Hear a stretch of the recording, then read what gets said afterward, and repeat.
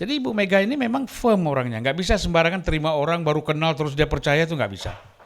Saya aja, terus terang saja, walaupun saya sering di kebagusan, dia juga percaya tapi nggak yakin. Dia melihat bagaimana saya mau dukung Puan. Puan juga harus rasional, ikuti pikiran Mega yang rasional juga. Karena Ibu Mega dari 2014 itu sudah percaya survei. Apapun kita mau cerita tentang PDIP ini, saya tahu betul Eros itu adalah salah seorang arsitek berdirinya PDIP. Sama Masinton gimana Masinton? Macinton kan, Gimana ceritanya? lo operator Mega menjadi ketua umum PDIP itu kan Agung Gumelar sama Hendro. Posisi Agung Gumelar dan Hendro waktu itu adalah Bais.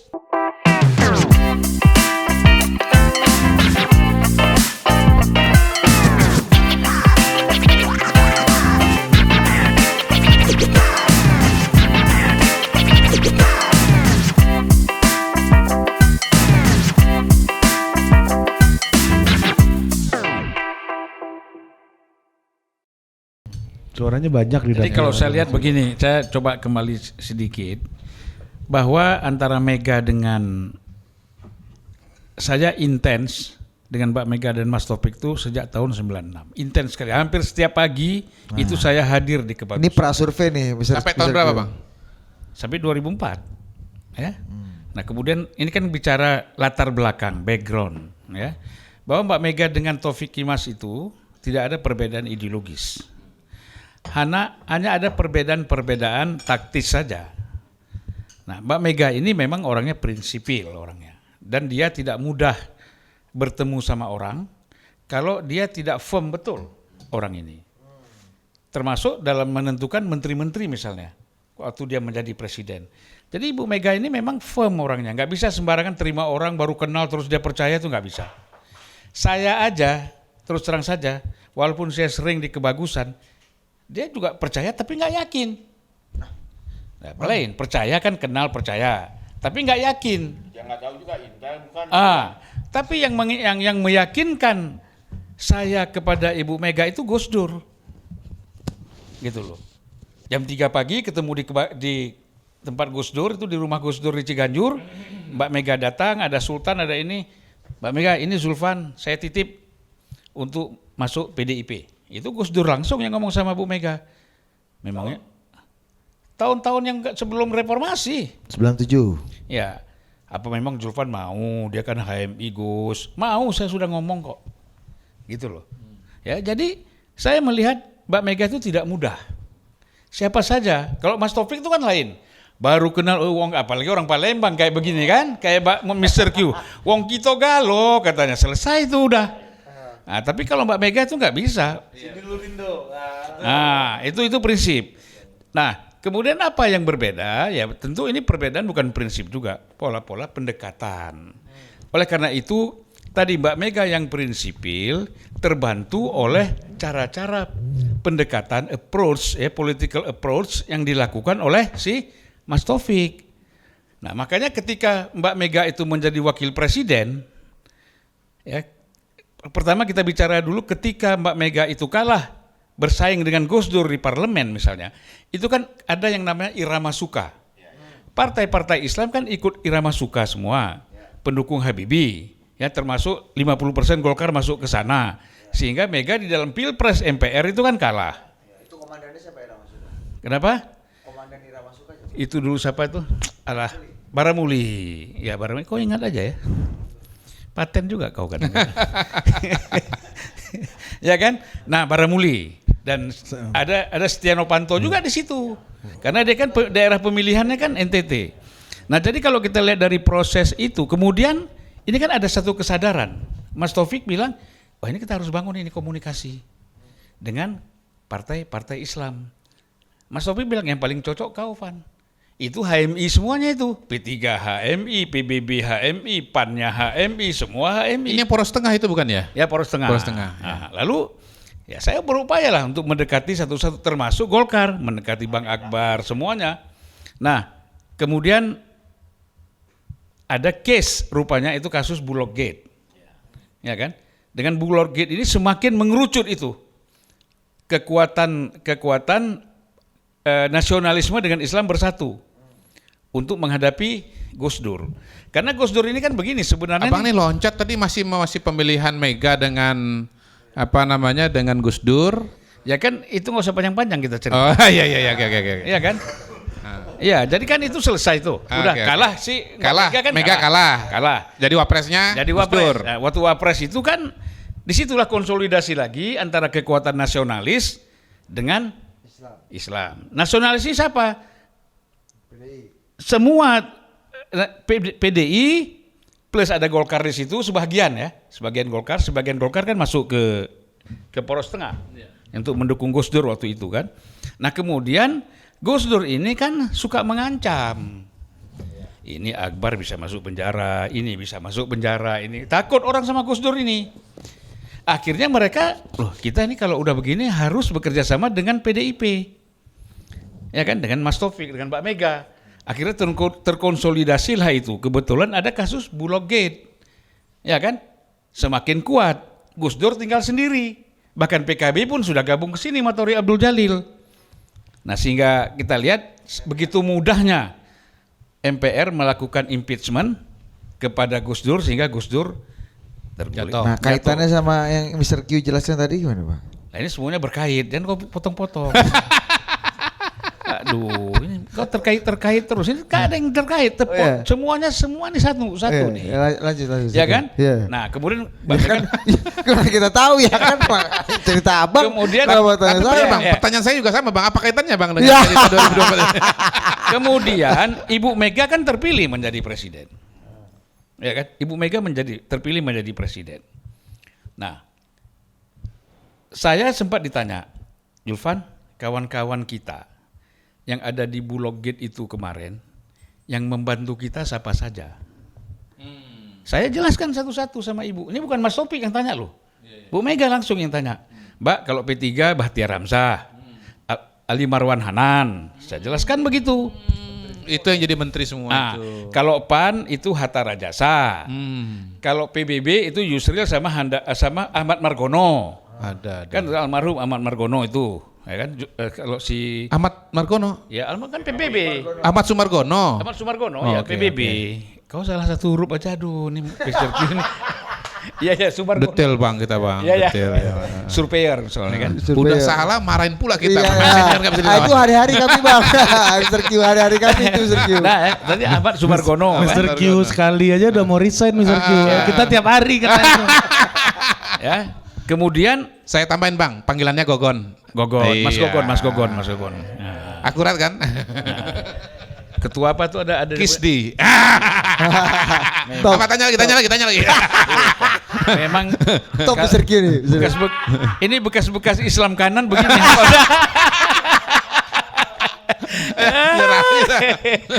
Nah, jadi Islam kanan biasa lah. HMI juga Bang. Ya HMI. Kalau tahu Kisdi dia kita tahu lah. Ahmad Sumargono juga HMI juga, teman kanan lah. Ya kan? Cuma sekarang agak geser ke kiri dikit, ke tengah, ya. Ya. Nah, jadi kalau kita lihat approach semua, ya kan? Terus Golkar siapa, Pan? Saya bilang almarhum waktu itu yang jadi Menkominfo itu Samsul Arif. Nah, saya ceritakan semua. Gitu. Jadi kalau kita lihat di situ Mbak Mega juga di dalam memilih calon-calon menterinya ketika dia menjadi presiden, itu kita lihat sangat selektif. Dia nggak mau diusulkan sembarangan orang. Oke. Nah, sehingga Intinya. Oh. sehingga satu hal, Tahu loh kaitannya gimana tahu? Oh. sehingga satu hal Nah. pernah Lagi juga nunggu nih kaitannya apa pernah nih? juga saya ceritakan di sini. Akbar Tanjung berkali-kali minta ketemu sama Ibu Mega, tidak mau diterima. Bu Mega tuh nggak mudah gitu loh. Itu pesannya. Ibu Ya, itu nggak ya, mudah tidak mau diakses. diterima. Jangan bener Benteng dari tadi itu benteng. Dari tahun 96 ini Mr. Q Iya. ya. Lanjut. Bang. 99, 2001. Jadi Mbak Mega milih sendiri orang Golkar yang menurut dia berperan, maka masuklah dua calon Golkar waktu dua calon Samsul Golkar, Mu'arif. Samsul Mu'arif sama Yusuf Kala. Oh, Kaucu. Kaucu masuk lagi, Menko kan? Iya. Oh, Menko Kesra. Kaucu itu ininya Bu Mega, pilihan langsung Bu Mega, bukan Iya. saudara Golkar. Bukan. Emang canggih juga Kaucu nih mainnya. Oh ya jago. Akbar berarti saudara Akbar nggak ada yang diterima. Nggak diterima. Karena kan last minute. Ya, apa yang membuat Kaucu Lebih paten. kecanggihannya nih apa? Karena Bang? kan gini. Kelincahannya Ikut ini bisa. berproses kan dalam menjatuhkan Ya Gus Dur tadi. dianggap itu, tapi nggak ikut dia sebenarnya. Oh, nggak ikut? Kawan itu berpangku tangan aja. Hebat, bener hebat. Kaucu Hanya nih. Mbak Mega melihat dia pernah dizolomi oleh Gus Dur. Oh. Karena kan dari Menteri Gus Dur Menperindak, diberhentikan. Menperindak. Oh, iya. Nggak Iya. ada hubungannya dengan kerja-kerja ini. Oh ya. Kan ada satu orang dilihat, ya tapi dia kan pinter approach-nya. Ini kan Siapa, kalau Bang? yang nama JK ini kan kalau bicara approach kan paling jago dia. Kaucu. Nah, nggak usah kerja keras, keringat-keringat nggak perlu. Yang penting hadir di momen-momen penting. Nah itu Kak Ucu jagonya di situ. Ya itu anugerah juga dari Tuhan buat dia kan. Sekarang masih sejago itu nggak Kaucu? Masih lah. Di 2024 ini. Masih kan. Masih ke Ganjar, masih kemana-mana kan. Bahkan hampir masuk TKN. Ya terus, ya kan. Kemudian, Prabowo. kemudian Iya, mau masuk TKN. setelah melihat Pak Jokowi dihantam sana sini ikut ngantem juga kan. Itu biasalah, itu tipe-tipe politisi kan begitu. Ya. Nah jadi ya namanya politician bos, gimana nggak canggih, ya kan? Nah kita kan kadang nggak tega kalau kita kan, kalau orang tega kan bisa aja melakukan apa saja kan. Oh berarti Kaucu lebih tega nih Bang. Iya, ini kan soal tega nggak tega aja kan. Nah, jadi kalau kita lihat di sini, saya lihat lagi tadi persoalan banyak hal yang saya ketahui pada saat Ibu Mega jadi presiden itu juga banyak mendengar suara Puan. Satu contoh. Oh ini maksudnya nih, ujungnya ini bisa Q. Ya, misalnya waktu itu Pak Taufik tidak mau Laksamana menjadi Menek BUMN. Nggak mau. Pokok kalau nggak cocok gitu. Tapi Puan datang ke Bu Mega terus ngomong ke Pak Taufik, udahlah Pak, kita jangan ribut-ribut lah Pak. Pak Laks ini kan juga sama, ikut kita sudah lama juga Pak. Ya kan, ngomong sama Ibu, akhirnya Pak Taufik masuk gitu, terima jadi anggota kabinet. Kan sempat ramai di Kompas itu kan. Taufik Imas Belum menolak. lahir kita Bang Termasuk waktu itu Bang. menolak juga Ki Kuan Gi kan waktu itu. Akhirnya Quick menjadi Menteri Bappenas kan. Itu rame itu. Jadi ini semuanya waktu itu peran Puan. Nanan belum ada ini. Saya tahu betul. Kalau saya datang ke Kebagusan, Nanan kan di pojok-pojok. Ya dia kan di pojok-pojok. Yang ada di dalam ruangan tamu, dia ada di tempat pertemuan. Di mana itu kan si Puan. Saya tahu kok. Nanan rambut masih gondrong, pakai kaos singlet di belakang duduk. Setiap datang ke sana saya begitu posisinya. Jadi kalau kita mau bicara dekat-dekatan siapa yang didengar, saya lebih tahu juga. Iya. Gitu loh. Waktu saya datang ke Kebagusan tiap hari, Nanan itu di pojok, di bawah pohon, rambut gondrong, celana pendek, pakai kaos. Nggak ada di tengah-tengah elit PDIP waktu itu. Yang ada itu Puan gitu loh. Itu kenapa bisa gitu Bang? Nah ini kan enggak juga. Sebenarnya kan Mbak Mega dan Mas Taufik tidak membeda-bedakan. Cuman orang kan kalau enggak firm, ya kan, dengan diri aja, ya kan. Ada orang memang dia biasa kan. Ada yang tidak biasa, enggak pernah lah. Saya tahu lah. Mas Taufik itu enggak pernah juga misalnya marah-marahin Mas Nanan gitu kan, mengecil-ngecilkan dia, membeda-bedakan gitu kan. Enggak ada itu. Saya alami sendiri. Tapi yang yang agak dikecualikan mereka putih kan. Kenapa? Putih yang agak dihambat untuk maju lah. Ah, itu kan lain lagi Mas. Itu kalau itu kan bicara politik di luar Kebagusan, di luar Teguh Umar. Nah, ini kan kita keluarga inti. Nah, kita bicara Teguh Umar sama Kebagusan. Jadi sebenarnya memang ya gini, saya tidak melihat bahwa ketika Ibu Mega memutuskan Ganjar itu mengikuti keinginan Nanan, bukan, ini rasionalisasi politiknya Mbak Mega. Ingat ya, ketika dia maju sebagai, ini catatan. Ini beda sama tesisnya Mr. Q tadi. Boleh dong beda. Ya, kan? boleh, ya. Tapi kan nanti bisa dibantah lagi. Nanti saya jawab. Nanti kan ujungnya nanti Nanti saya jawab. kan? Ujungnya pasti sama nanti. Nah jadi begini, ketika 2009 Ibu Mega kan maju, 2014 si Ibu tetap mau maju sebagai capres. Survei dia pertama naik. Begitu Prabowo mengajukan jadi capres, kalah dia, ya kan? Dia masih tetap mau bertahan. Tetapi begitu Jokowi masuk dengan angka sudah hampir mencapai 38% ke atas, Mega nyerah. Ya sudah, saya tidak maju. Akhirnya mendukung Jokowi. Jadi dalam konteks ini juga dia melihat bagaimana saya mau dukung Puan. Puan juga harus rasional. Ikuti pikiran Mega yang rasional juga. Karena Ibu Mega dari 2014 itu sudah percaya survei. Jadi kalau survei kamu ini 5% aja nggak sampai untuk capres, bagaimana saya mau dukung kamu? Itu yang di telepon George Bush itu kan? Kesempatan dulu kan. Dikasih kesempatan dulu. Itu makanya ada dewan. Oh iya. Pakai mic BHM. Nah, gini, kalau kita bicara soal dewan kolonel, dewan-dewan macam ini kan bentukan-bentukan sendiri ini. Ya kan? Ini orang-orang yang bikin sur Puan juga, ya kan? Apa ini yang kita bikin sur Mbak Puan nih, kerja kita apa ini? Oh, ada data sur, ada data survei. Iya. Ini data Kalau sur. di sini kita, Sur, Bang, ya di kan? sini kita udah bentuk juga, Bang. Dewan Kombes namanya. Kombes Budi, Kombes Hari. Ya. Nah, nanti kan yang bisa menurunkan gaya-gaya politiknya Mbak Puan itu kan putrinya Pinka misalnya, ya kan? Nah, itu punya kemampuan juga. Makanya sekali-sekali diundang dong ke Total Politik. Betul. Ya boleh. Jawa Tengah. Jawa Tengah ya, itu Boleh ada nggak apa-apa kita potensi undang Mbak Pinka. meneruskan gaya-gaya politik kakeknya kan. Oh, neneknya. Yang membangun jembatan ini. Neneknya, kakeknya kan itu kelihatan kan sekolahnya juga bagus kan. Iya, Pinka ini Bang bagus. Iya, kan pernah putuan bersama kalian namanya. Budi, Bang. Kita pernah bareng-bareng. Baru dari ini makan-makan jadi juga gini, kita. Oke, itu saya lanjut. lihat bahwa tolong kita lihat jangan selalu pandangan kita melihat Ibu Mega itu selalu dengan pendekatan emosional.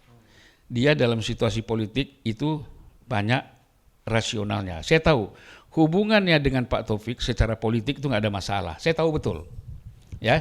Cuman ada hal-hal, misalnya begini, satu contoh. Ibu Mega itu kan selalu merahasiakan sesuatu hal ketika dia bertemu dengan orang. Misalnya ada suatu pertemuan rahasia dengan duta besar Amerika atau duta besar Singapura. Nah, itu memang dia tidak cerita siapa-siapa. Saya tahu karena saya kan dekat sama Pak Ribut yang nyetirin dia itu. Naik mobil Crown B45 dulu itu. Saya hafal betul itu. Ya kan ada Pak Ribut. Orang Manado tuh kan. Nah, Dulu semuanya ada 1945-nya. Handphone Ya. juga pada begitu ya Bang ya? ya. Jadi saya tanya Pak Ribut. Pak Ribut, The real orang dalam berarti dia. Pak Ribut, Confirm. Pak Ribut dari mana? Saya bilang, oh tadi dari Senopati. Ya kita udah tahu lah. Kalau Senopati itu pasti situ. Tapi Senopati ada apa? duta besar Amerika. Kedutaan besar Amerika di pojok itu loh. Suropati. Oh Suropati. Suropati. Senopati itu anak-anak muda Gen Z ini SCBD. Iya. Senoparti, Apa, Bang. Senopati itu Taman- Senopati itu kafenya Mr. Q. Taman Senopati. aku sengaja supaya kau bisa nyerang aku. Ya kan? Suropati ya, Taman Suropati. Ya. Ya, tempat kita main-main tuh ada rumah Bung Tomo di situ kan? Hah? Ada rumah Bung Tomo, Besuki 27 ujung. Ya, rumah Pak Jokowi juga situ Budi dulu. Oh, itu kan baru-baru aja. Gubernur. Ini kan Rumah orang- Panglima di situ. Ini kan kita bicara rumah pahlawan. Wapres itu rumah Wapres. Inilah kalian. Jangan bicara pejabat terus. Ini bicara pahlawan revolusi. Bang, rumah Dubes India juga di situ loh. Dubes India yang pertama kali bagian dari pertama mengakui kemerdekaan Ya Republik kalau Indonesia loh, Bang. kalau Dubes Yaman Latu Harari, Bang. Ada Nah, lain lagi itu. Itu bagian-bagian. Kalau Dubes Iran di Cokro Aminoto kan, Bang? Ya, Iya kan? di depan, Paten kan? di depan timnya Ganjar sama Prabowo sekarang. Ya. Ya, aku sering ke situ ngintip-ngintip juga. Nah, jadi kalau kita lihat bahwa selalu kan kita tahu si Pak Taufik itu kan dengan kawan-kawan wartawan tuh terbuka. Ya. Terbuka sekali. Nah, ibu tuh nggak mau karena ada komitmen dengan misalnya dengan duta-duta besar, pertemuan itu tertutup, itu agak memang tidak terbuka. Tidak diinfokan ke Pak Taufik misalnya. Khawatir Pak Taufik ini karena terlalu baik dengan media pers, media darling ya. Nah, Dan orang-orang dekatnya banyak yang memang wartawan memang. ya, kalau Banyak dia cerita sekali. satu kan kacau. Termasuk Bang jadinya. Panda wartawan. Terutama Opung gitu, Ompung. Iya. Ya. Iya. Ya, jadi kalau kita lihat dari sisi itu sebenarnya hubungan Bu Mega dengan secara politik ya itu cair aja. Tapi Mas Nanan kapan game changernya dia kemudian tampil menjadi tokoh yang berpengaruh di PD Perjuangan? Ini game changernya kalau abang kan dulu katakan di awal-awal early masa reformasi kan Mas Nanan belum punya bagian yang penting gitu Ya, dalam ya. Sampai 2004 enggak lah. Sampai saya kira 2009 ya itu mulai dia mulai masuk ke dalam permainan politik di internal PDIP. Iya. Kalau seingat saya Bang, itu ketika sebetulnya kan deal dengan Pak SBY itu kan Ibu Mega nggak happy, yang kemudian Pak TK jadi ketua MPR. Nah, mulai saat itulah menurut saya Nanan itu mulai dipromot sama Bu Mega tuh. Saya nggak tahu, tapi saya nggak mendengar seperti itu. Saya juga walaupun saya tidak aktif di PDIP, tapi masih sering lah diskusi-diskusi dengan Mas Taufik ya. Artinya memang betul, karena waktu itu yang sudah mulai aktif di dalam permainan perkembangan politik PDIP itu Puan, maka Puan lah yang memang muncul. Nanan ini kan tidak muncul, walaupun dia sudah ada, tapi tetap main di belakang, tidak pernah muncul di permukaan gitu loh. Nah ini yang membuat memang Puan lebih punya peran besar di dalam internal PDIP. Dan apalagi di situ terus terang Pak Taufik memang memberi kesempatan untuk dia berkembang gitu loh. Oh jadi Bu Mega itu rasional, bukan Mas Nanan atau kubu Mas Nanan yang lebih banyak dan ini bisa saya jawab. mempengaruhi Ini Bu saya Mega. jawab. Ini saya jawab begini. Mr. Q. Jadi untuk survivalnya Nanan, dia kan sudah harus punya langkah-langkah. Nah, salah satu langkahnya itu adalah dengan mendorong tokoh yang punya potensi untuk bisa jadi calon presiden gitu. Soal bahwa kemudian Bu Mega memutuskan Nanan itu memutuskan Ganjar itu adalah ujung gitu. Tetapi yang dari awal memfasilitasi, mendorong, ngasih jalan, menurut saya itu perannya Nanan dan teman-teman itu penting. Balik lagi yang saya ceritakan tadi, bagaimana saat Puan Bambang Pacul konsolidasi di Jawa Tengah, tidak mengundang Ganjar, maksudnya Ganjar dieksklusi, Ganjar malah nongol di Teguh Umar. Itu contoh paling nyata. Siapa yang bisa masukkan Ganjar ke rumah itu? Iya, jawabannya menurut saya cuma satu. Saya bisa jawab. Gimana Bang? Beliau juga tahu. Saya tahu komunikasi Eros Jarot dengan Bu Mega masih jalan. Baru lagi nih. Lo iya. Ya, Nggak bawa BHM. enggak, dia tahu kok. Ya, jadi komunikasi kan sempat terputus. Tapi sudah terjalin lagi sejak proses pencalonan presiden itu. Termasuk bagaimana endorse-nya Eros Jarot supaya Mahfud MD Ya menjadi itu wakil termasuk presiden. pendukung Coba gimana? Mahfud. Loh iya. Mas Eros di belakang pencalonan Pak Mahfud gitu. Yalah, memang iya. Ikut mengendorse termasuk yang paling depan, mendorong Pak Mahfud itu. Kita ini kan dekat sama ini, sering ngobrol kita. Iya. Makanya Eros Jarot kan di tim percepatan reformasi hukum juga di bawah Pak Mahfud. Nah, jadi memang Ada kita PAS. kalau lihat itu ada hal-hal yang memang saya tahu lah, masih komunikasi ya mereka itu. Termasuk ide lukisan itu Bang. Lukisan apa? Jadi alasannya Pak Ganjar ketemu Bu Mega itu adalah untuk memberi lukisan. Oh. Nah, jadi itu kita di sini saya melihat bukan Nanan ya di sini. Ya tentulah pasti komunikasi ada, tetapi ini ide-ide semua ini adalah bagaimana termasuk langkah-langkah menurut saya sikap Ibu Mega kemarin. Ya, sikap Ibu Mega kemarin yang dengan tegas, keras menyatakan sikap bahwa ini orde baru, bahwa ini sudah terlalu jauh, bahwa kita harus lawan, kita harus menang. Ini juga ada pikiran-pikiran Mas Eros. Karena satu hari sebelumnya Baru lagi nih. Iya, iya. Agak baru nih. Jadi singkatnya penulis pidato itu adalah Eros nih kalau cerita Bang Zul. Coba kasih dulu, Bu. Kalian ini tidak nonton Tuntas Unpacking Indonesia. Jadi kalau kalian nonton Tuntas Unpacking Indonesia, Kau nggak nonton unpacking kau. Nanti di siarannya tit gitu ya. Gak ngertian packing kau. Kau nggak tuntas kau. jadi di Unpacking Indonesia ketika ngobrol sama saya, Mas Eros itu sudah ngomong bahwa bagaimana dia juga memang tidak suka kepada Puan. Langkah-langkah politik yang dilakukan Puan itu dia nggak suka. Oh. Iya kan? Waduh.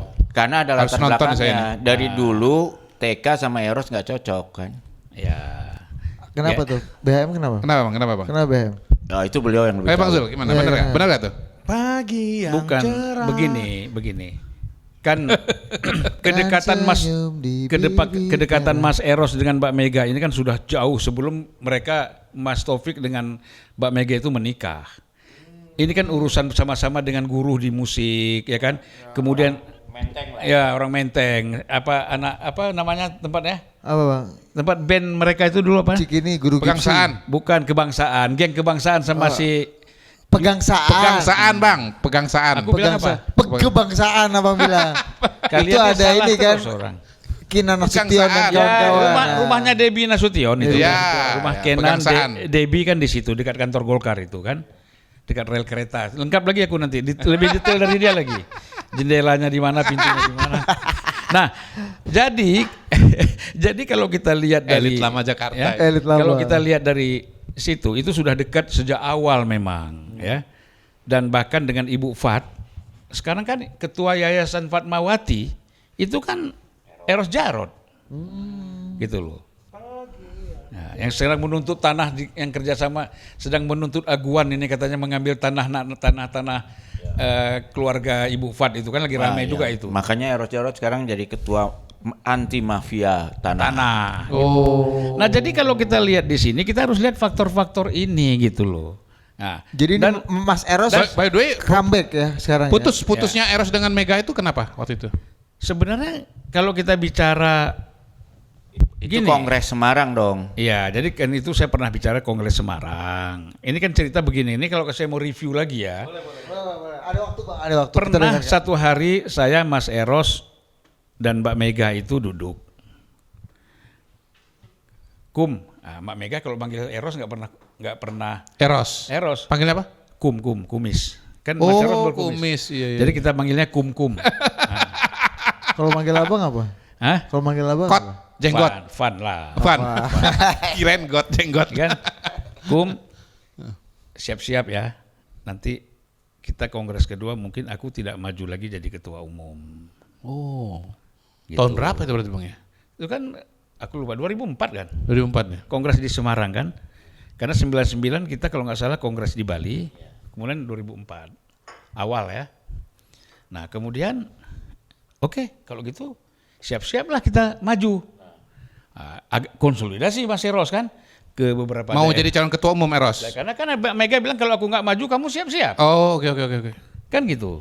Nah karena mungkin Mbak Mega berpikir dia udah mulai sibuk jadi presiden, nggak sempat lagi ngurus partai kan gitu. Lalu terjadilah Kongres Semarang. Begitu Kongres Semarang diselenggarakan, Eros bukan hanya jadi ketua umum atau calon ketua umum, masuk arena Kongres pun nggak diizinkan.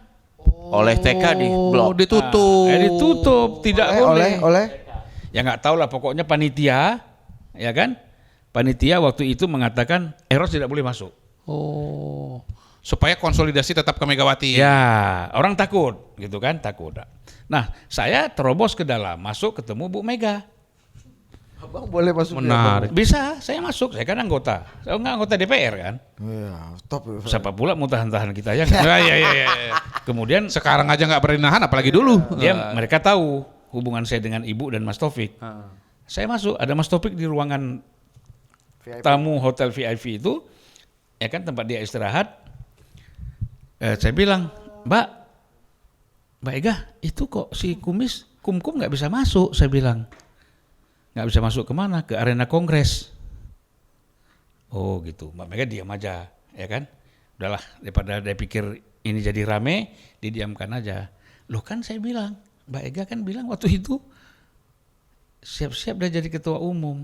Kata Mbak Mega gini, ya gini Van, kalau saya maju ya dia jangan berupaya maju dong. Saya kan gitu loh. Penting banget ini ya. Benar. Oh, menarik. Jadi Ya. kata Mbak Mega, kalau saya Maju ya jangan maju. Jangan maju. Gitu. Nah, disitulah kemudian Mas Eros mulai ambil jarak. Oh. Bikinlah partai yang namanya PNBK. PNBK gitu. Bukan. Kita bilangnya partai Bukan. kumis. PDP. Itu PDP.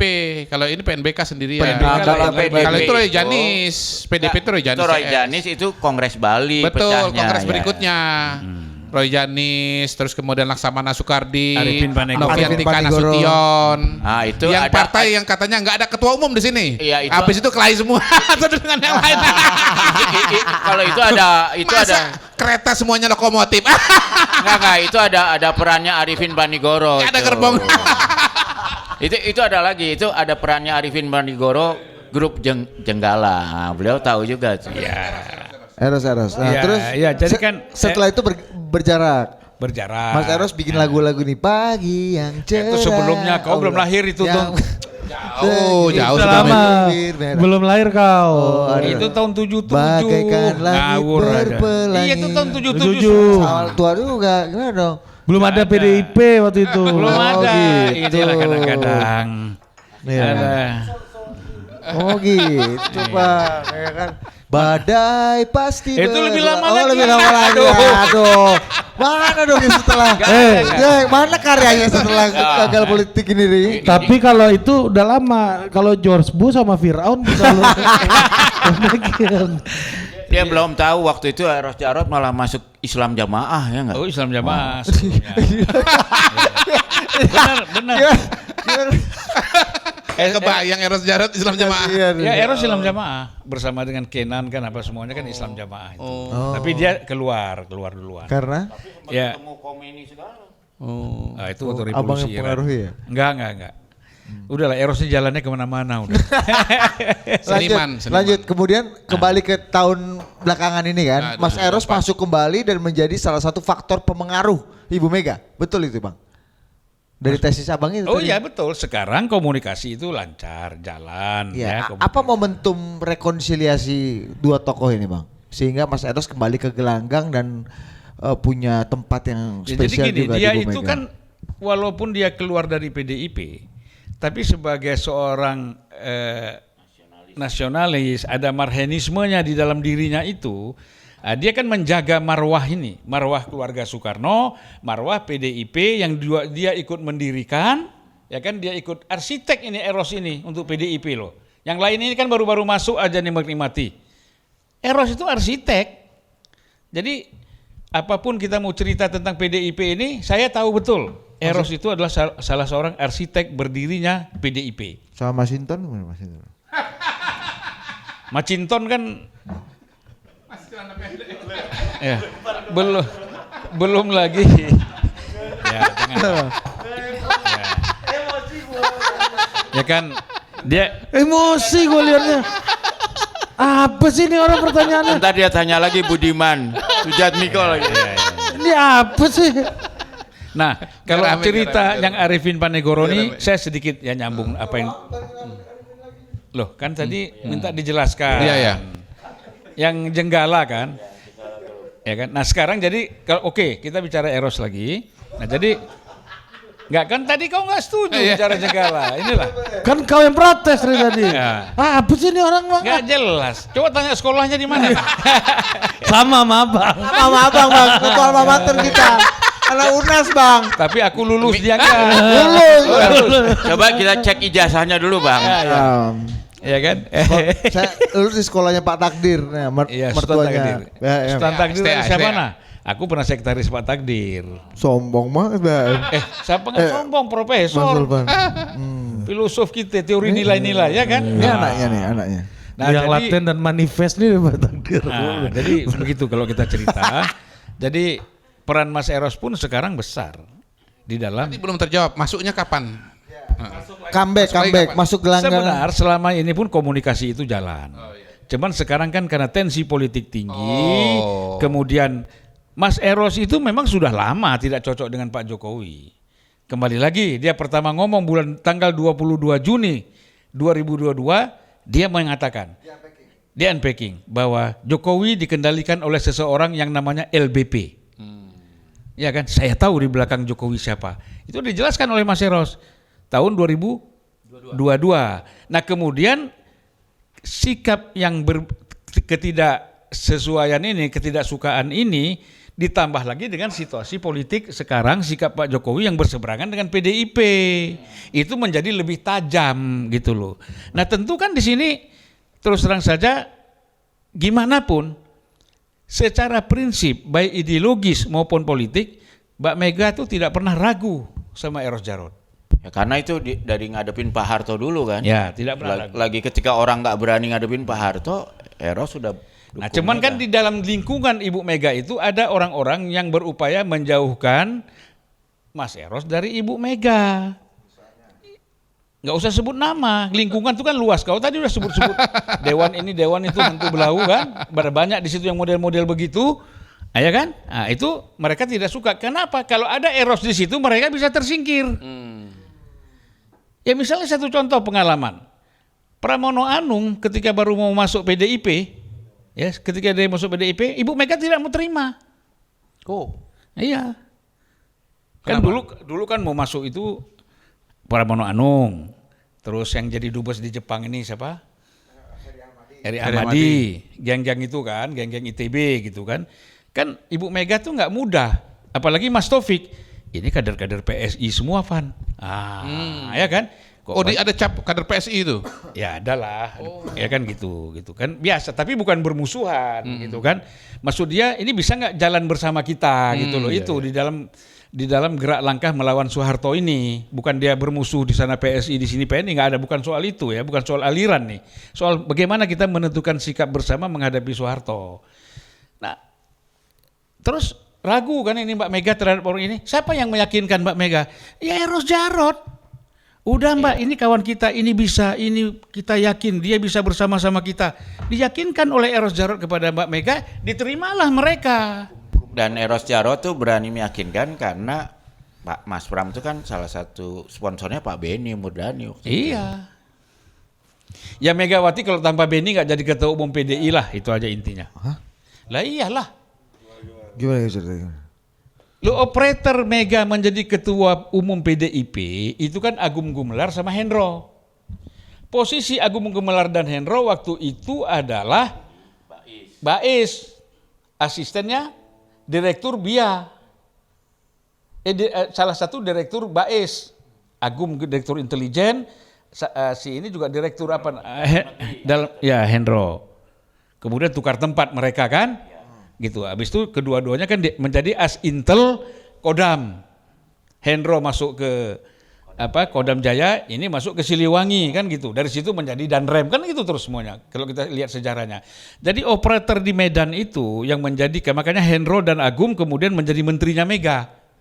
Dua-duanya. Ya kan, Menteri Perhubungan sama Kepala BIN. Gitu loh. Nah, itu jadi kita lihat kemudian, jadi maksudnya pencalonan Bu Mega dan menjadi ketua umum PDI juga dengan campur tangan kekuasaan maksudnya Bang? Ya pasti Beni, karena gini. Enggak, Beni ketika itu udah jadi oposannya Pak Harto. Ya tapi kan masih state actor Pak. Jadi maksudnya dia Mikrofon Bang, mikrofonnya ya, jadi Beni, makanya Pak Harto salah satu menyingkirkan Beni dari jabatan Panglima TNI dan Menhankam itu karena dia mulai arahnya ke sini. Jadi perbedaan Beni dengan Pak Harto itu sudah ada, bukan waktu pemilihan Budi dulu. Budi siapa lagi Bang? Ya Budi ketua umum PDIP. Budi apa namanya? Budi Hartono. Budi Hartono. Budi Hartono Jarum. Bukan yang dari CSIS itu. Siapa? Budi Harsono. Itu kan si ini Suryadi. Ya. Suryadi kan ketua yang lama. Kemudian kan ada terpilih lagi satu orang namanya Budi. Saya lupa namanya, pokoknya Budi depannya. Budi Harsono. Kemudian disinilah ada perbedaan. Yang namanya Pak Beni tetap menginginkan Suryadi. Sementara Pak Rustam Suparjo Rustam sebagai Menteri Dalam Negeri menginginkan Budi. Nah, Pak Harto bagaimana memutuskannya ini? Akhirnya dibuatlah kongres lagi, pemilihan di Medan, ya kan? Nah di situ udah muncullah nama Megawati. Itu di backup oleh Beni Murdani, ya kan? Makanya orang-orang tentara-tentara yang dekat sama Beni Murdani dekat semua sama Ibu Mega, termasuk Theo Safi'i. Bang, sebelum ada tentara-tentara ini, waktu Bu Mega mau jadi ketua umum, Bu Mega itu Budi Harjono. Ya, rekornya apa sebelumnya? Siapa tuh? Bu Mega. Anggota DPR kan? Oke. Anggota DPR dari PDIP dan vokal. Jakarta Selatan kan ya dulu ya? Iya, PDI. Ketua DPC Jakarta Selatan kan dulu kan awalnya kan? Nah, saya kan ketemu dengan Sitor Situmorang di Jalan Maluku di Menteng itu. Kasih mic dekat dulu Bang. Ya, Sitor Situmorang itu tahulah tokoh lekra ya. zaman Nggak tahu kita. Orde Lama dulu. Iya. Banyak tuh bukunya Merah Darah apa kalian baca Oh lah itu. iya. Kau kurang baca juga. Nggak kau pernah dapat namanya. Ahmad Bakri Award ya, gue tahu. Nah, ya kan? Ha. Nah, Sitor Situmorang. Saya tanya, Bung Sitor. Kita kalau manggil Bung, tuh rumahnya di Jalan Muluku. Istrinya orang Belanda. Ya kan? Ya perlu banget. Dibacain kakaknya semuanya buat telepon buat. Anak-anaknya Jalan kerja di mana? Maluku. Saya tanya sama Bung Sitor, Bung, ini anak-anaknya Bung Karno yang bisa menggantikan posisi Bung Karno sebagai tokoh nasional siapa? Waktu itu orang semuanya kan melihat tertuju kepada Rahmawati. Dan Guntur malah enggak. Out ya, dia udah enggak banyak terlibat lah. Trauma kalau Guntur ini. Jadi Rahmawati, orang kan berpikir Rahmawati karena Rahmawati yang banyak pidato pikiran-pikiran Bung Karno kemana-mana sampai mendirikan Universitas Bung Karno, punya Yayasan Soekarno. Kata Bung Sitor enggak, Megawati kata dia. Nah inilah kan orang-orang ini kan paham betul.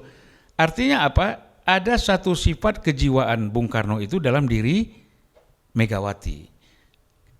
Itu yang dirasakan, itu alasannya waktu itu Sitor menyampaikan hal itu. Jadi kalian fokus saja, penerus Bung Karno itu adalah Megawati.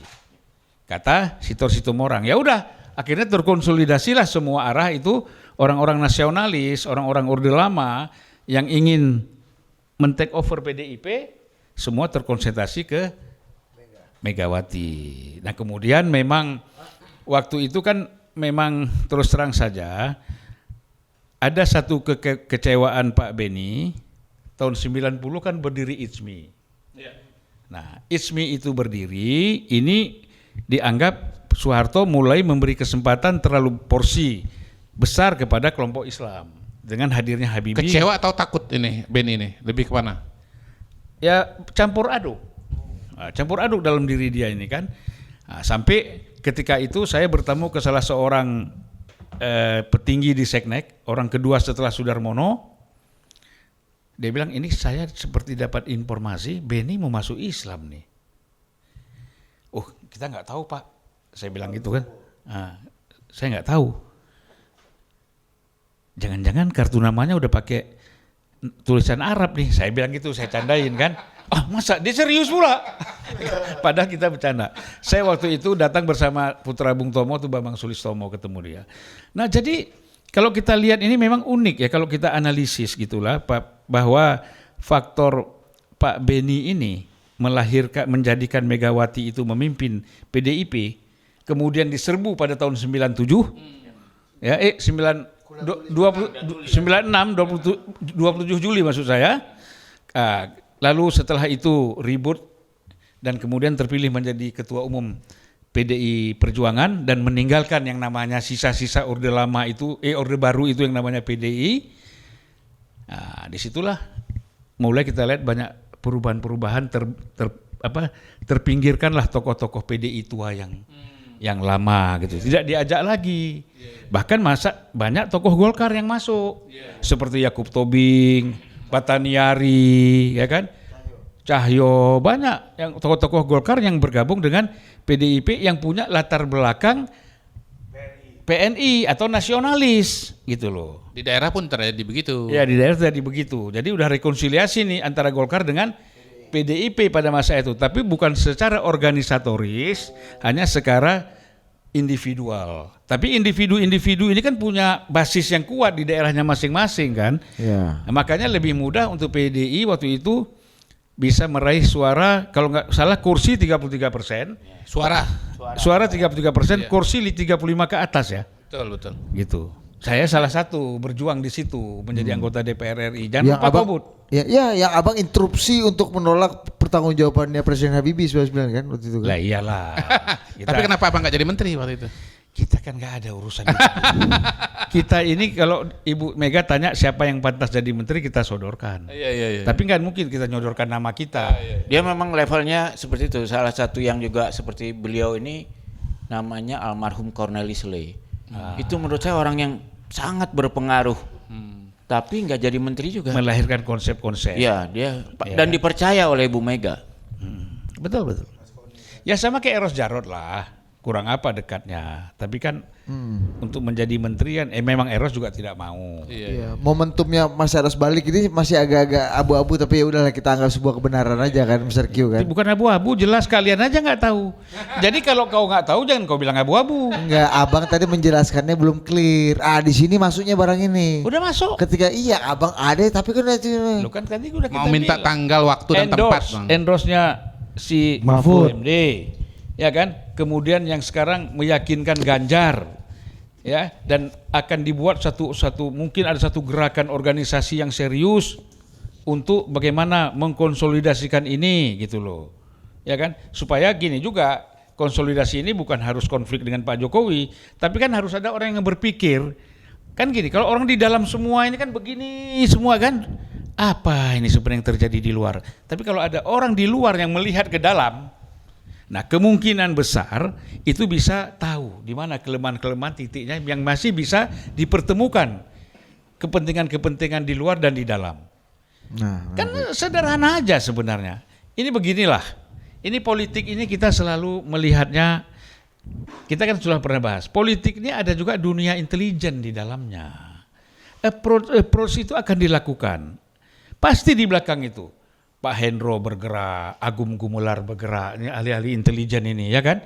Kemudian di istana ada namanya staf khusus bidang intelijen, anaknya Pak Hendro di sana.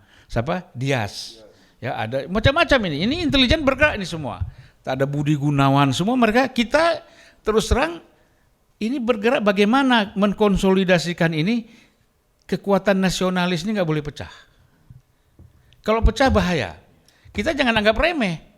Kita mungkin menganggap remeh bahwa ada perpecahan PDIP atau Ibu Mega dengan Jokowi, kita memang melihatnya simpel. Ini tidak simpel. Benih-benih perpecahan bangsa dan negara ini ada di mana-mana. Maluku, NTT, Aceh, Ini Papua. akan hidup lagi nih, luka-luka lama ini, penyakit ini bisa hidup. Nah, oleh karena dan kepentingan asing di sini besar. Ya. Buat mereka itu besar karena Indonesia ini bagi negara-negara seperti Singapura, kemudian seperti Australia, negara-negara di Asia Pasifik, bagaimana mereka Fiji segala macam itu mendukung Papua merdeka, ya kan? Itu hidup lagi. Jadi kita harus hati-hati. Makanya kita mengajak seluruh kekuatan Slagorde. Ini katanya kekuatan-kekuatan politik yang ada di dalam negeri ini, ya kan, nasionalis, Islam, apapun agamanya, bersatulah. Kalau kita ingin NKRI ini tetap utuh, Pancasila ini tetap menjadi ideologi negara. Jangan senang kita dengan perpecahan ini. Bukan jangan senang, bukan menuduh. siapa yang senang, nggak senang Nah, inilah. kita. Kalau aku mau menuduh di sini, yang paling senang ini Budi. Lah kok saya? Emang jahat dia nih bang. Budi kan ketua PDI dulu. Ya, Tadi abang bilang. maksud aku begitu. Mr. Q gimana melihat? Iya, tapi itu dulu loh, Pak Beni itu sampai menugaskan ajudannya Pak Nono Sampono untuk menjaga Bu Mega waktu itu. Dan kemudian dia jadi Daspap dan Pas Pak Pampres Nono kan. ini dari Marinir, bukan dan Jakal. Ya, bukan dari Angkatan Darat. Nah, saya ingat betul ketika itu Pak Nono Sampono itu diminta untuk bertemu dengan Eros Jarot dan saya, mengkonsolidasikan bagaimana ini. Nah, jadi memang Ibu Mega ini ya orangnya unik. Mengapa Bambang Kesowo itu menjadi Mensesnek? Padahal kan itu orang Pak Harto, orangnya Sudarmono, orang Murdiono, tapi dia memang orang PNI, keluarga PNI dan nasionalis. Ya, dia kan waktu itu belum jadi seknek, dia kan Menseskap ya pada zaman Pak Harto itu. Nah mungkin kita kan nggak tahu pada saat itu sudah ada komunikasi di antara mereka, sehingga begitu mudah Ibu Mega bisa menerima Bambang Kesowo sebagai Mensesnek yang sangat strategis. Siapa yang membawa Bambang Kesowo ke Ibu Mega? Siapakah? Ginanjar dan Pak Kwik Kiangi.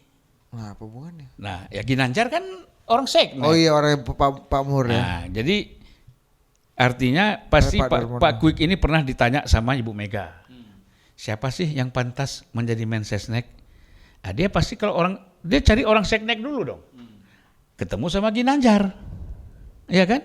Nah, Ginanjar menyodorkan orang. Kemudian Ginanjar bersama Pak Kwik menghadap Ibu Mega di Kebagusan.